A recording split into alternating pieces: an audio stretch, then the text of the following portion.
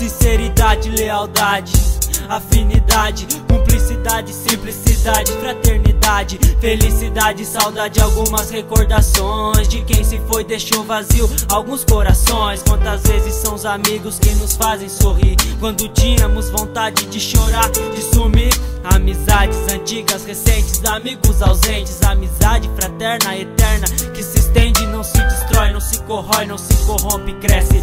Amizade sincera que a cada era se fortalece. Não importa onde estamos, de que jeito estamos, os verdadeiros sempre vão estar nos encontrando. E por mais fundo que seja o poço, sempre vai ter um amigo estendendo a mão pra resgatar você. A amizade verdadeira não se compra, não tem valor. As minhas eu garimpei no coração e no tempo. Amizade é ajudar sem que peçam ajuda, é aprender a perdoar sem que peçam desculpa, é dizer aquilo que só um amigo pode falar, é saber ouvir aquilo que você não queria escutar, é estar lado a lado mesmo na dificuldade extrema, na miséria, na dor, na doença e na tristeza. Amigos, aliados, trutas, irmãos, parceiros, não importa o termo, importante é ser verdadeiro. O que bate, traduz e conduz de forma cronológica, não é simples lógica, cadeia genealógica, passa de pai pra filho, sentimento genuíno. Pros loucos, pros primos, pros verdadeiros amigos, que tá com a gente nos corres mais forte, que tá lado a lado ajudando o que é certo,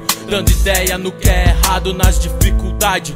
Tamo sempre no jogo, que vai te dar uma mão quando cê pede socorro, tá falido, perdido, deprimido. Aquele amigo vem pra te ajudar no prejuízo, não esquenta não, que ele só vem pra te ajudar quando você precisar pra se recuperar. Que Deus ilumine as amizades de verdade, que com ela nos proteja das maldades, trairagem, partidário, arbitrário, aliado, afeiçoado, digno da sua amizade, que tá sempre do seu lado. De irmão sinônimo, pilantra antônimo, os amigos verdadeiros é o único patrimônio. É nós sangue bom, de qualquer maneira chão, nós duplica as alegrias e divide as tristezas, né não? Então se precisar, nem pense em me procurar, mas faz o seguinte, me procura sem pensar, tipo aquele som irmão do Milton Nascimento, tá guardado a 7 chaves do lado esquerdo do peito. Em momentos difíceis que te fazem até chorar, ele vai tá lá sempre pra poder te apoiar, nem que seja do seu lado, somente no pensamento, esteja presente dentro de você como sentimento. Quando você tá confuso e indeciso e não consegue pensar,